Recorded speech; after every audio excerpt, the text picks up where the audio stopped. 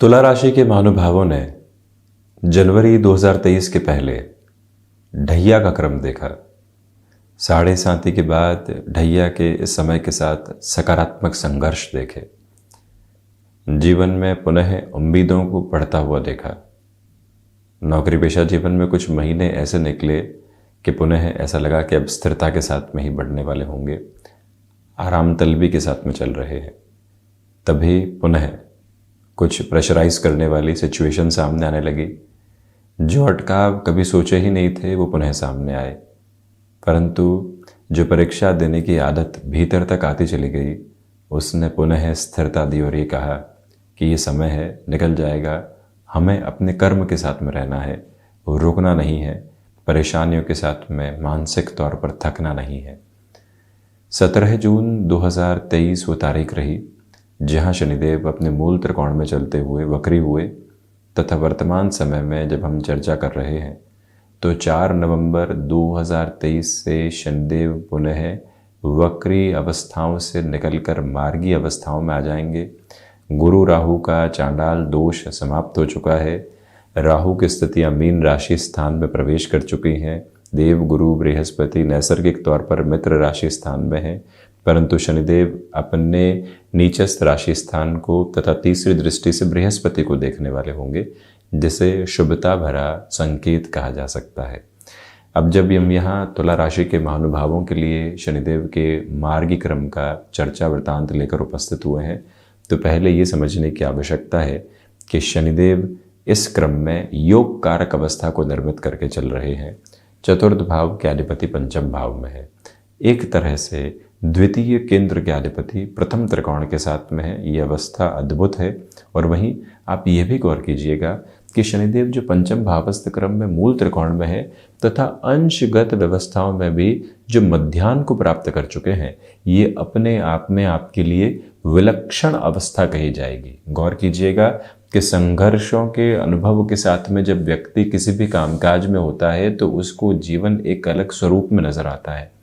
यहाँ जो आप नौकरी पेशा जीवन में अपनी क्षमताओं के साथ पूरे तरीके से जुड़ाव नहीं देख रहे थे, वो जुड़ाव आपके साथ में स्थापित रहने वाला होगा। स्टॉक मार्केट में इन्वेस्टमेंट पर इन्वेस्टमेंट करते चले गए, लोगों ने कहा गलत कर रहे हो, हमारी गणनाओं ने कहा सही कर रहे हो, अभी रुक जाओ और स्थिरता के साथ में स्वयं को देखो।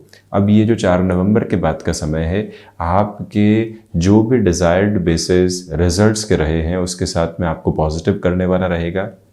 ये गौर करने की आवश्यकता है कि यहाँ संतान पक्ष का सहयोग भी अब आपके लिए प्राप्त होने वाला होगा। इस एक प्रवृत्ति को भी काफ़ी हद तक स्थिरगामिता के साथ में देखा जा सकता है।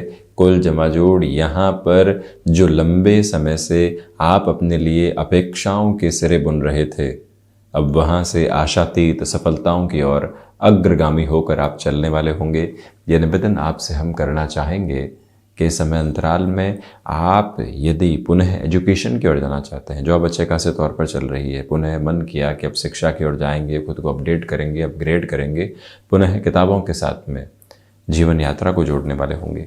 ये समय समृद्धि के क्रम लेकर आता है। नौकरी पेशा जीवन के साथ में जो लग रहा था कि पुनः चेंज तो नहीं करना पड़ जाएगा, ऐसी अवस्थाओं के साथ में तो नहीं आ जाएंगे, वो डर, वो भयाक्रांत करने वाले स्तर जीवन से हटते चले जा रहे हैं।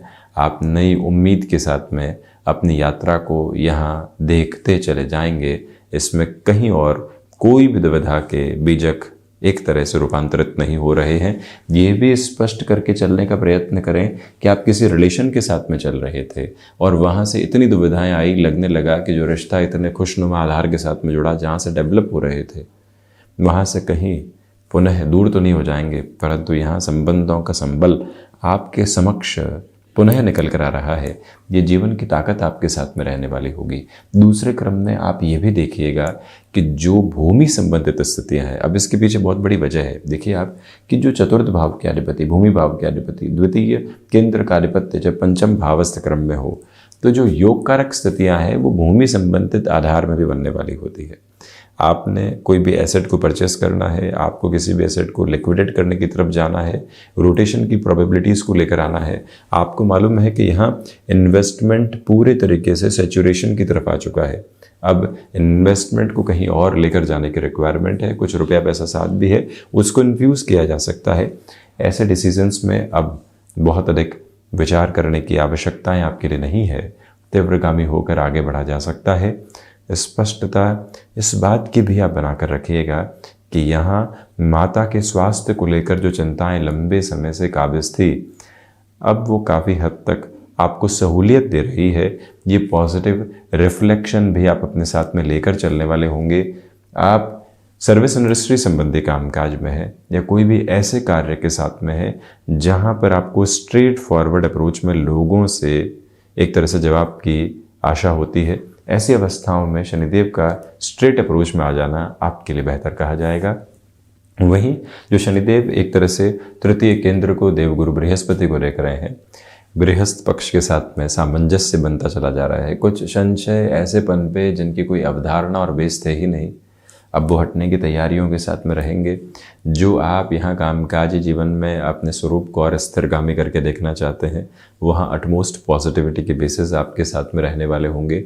व्यापारिक जीवन में कोई नई शुरुआत करनी है, लंबे समय से आप रुके हुए थे, अब वो शुरुआत यहाँ प्रिसाइज पॉजिटिव मेजर्स के साथ में आपके लिए गुंजाइशों को लेकर आती चली जा रही है। आप बिजनेस पार्टनरशिप में अभी भी संभलिएगा, वहाँ से स्थितियों को इतना बेहतर नहीं कहा जा सकता।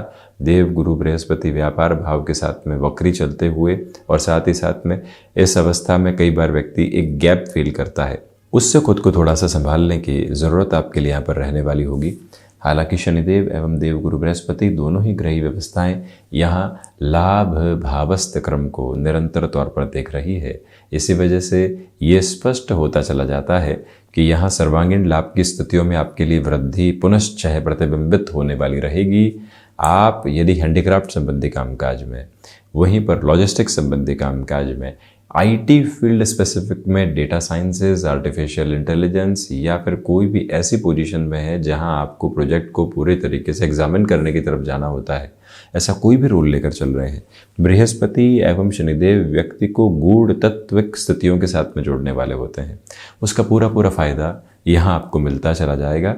रुकावटों एवं बाधाओं से दूर होकर समग्र तौर पर सकारात्मकता भरे स्तर अब आपके लिए प्रतिध्वनित होते चले जा रहे हैं। इस एक बात से कहीं पर भी आपको चिंतित होने की आवश्यकताएं नहीं है। वहीं शनिदेव का जो दृष्टि संबंध मंगल राशि स्थान पर रहेगा, अब आप ये गौर कीजिएगा कि राहु भी मंगल राशि स्थान को देख रहे हैं वर्तमान समय अंतराल में मीन राशि स्थान से, क्योंकि इनकी व्यवस्थाएं परिवर्तित हो चुकी है। उस व्यवस्था को हमने यहाँ दर्शाया नहीं, परंतु मीन राशि स्थान में जब राहु है तो ये पुनः मंगल राशि स्थान को देख रहे हैं। पारिवारिक संबंधों के साथ में अभी भी संभल कर चलिएगा, बहुत ज़्यादा स्ट्रेट फॉरवर्ड होने की रिक्वायरमेंट नहीं है। कई बार समय की गुंजाइशों के साथ में स्थिर होकर चलना होता है, और जो व्यक्ति स्थिर होकर चल लेता है वो काफ़ी हद तक दुविधाओं के स्वरूप को हटाकर अपनी जीवन यात्रा को देखने वाला होता है।